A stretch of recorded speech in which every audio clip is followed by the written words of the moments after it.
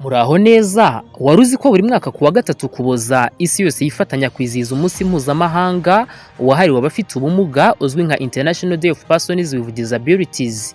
Ni umunsi wihariye wo kongera kumvikanisha ibibazo, uburenganzira n'uruhare rw'abantu bafite ubumuga mu mibereho yabo ya buri munsi, ndetse no gushimangira ko buri muntu wese akwiriye kubona amahirwe angana mu muryango nyarwanda n'isi yose muri rusange.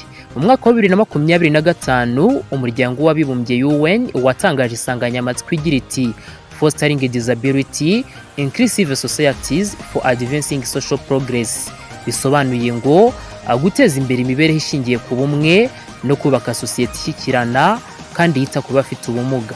Uyu munsi ukorwa kugira ngo hibandwe ku gusobanura neza ibijyanye n'ubumuga, hazamurwa ubumenyi n'ubushake bwo gushyigikira abafite ubumuga, hatezwe imbere uburenganzira bwabo, hatezwe imbere imiyoborere n'imibereho irimo uburinganire, ahashyigikirwa ishyirwa mu bikorwa ry'ivugurura rirebana n'ubuzima, uburezi n'imibereho myiza y'abafite ubumuga. Kuri uyu munsi kandi ibihugu bitandukanye, imiryango, amashuri n'inzego z'ubuzima bakora ibikorwa byiganjemo ubukangurambaga n'amahugurwa, ibiganiro bigamije gusobanura akamaro k'iyimakazwa ry'ubumwe n'isanamitima, gukurikirana no gushyigikira uburenganzira bw'abafite ubumuga, kwerekana uruhare rwabo mu iterambere ry'igihugu, nabyo byibandwaho cyane.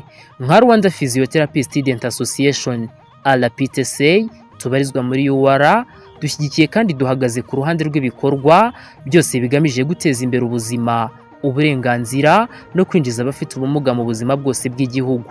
Tuributsa abanyeshuri bose ko umwuga wa physiotherapy ufite uruhare rukomeye mu buzima bw'abafite ubumuga, haba mu kubasubiza ubushobozi, mu kubafasha mu myitozo, mu kubongerera ubwigenge no mu kubashyigikira kugira ngo bakomeze kugira ubuzima bufite icyerekezo.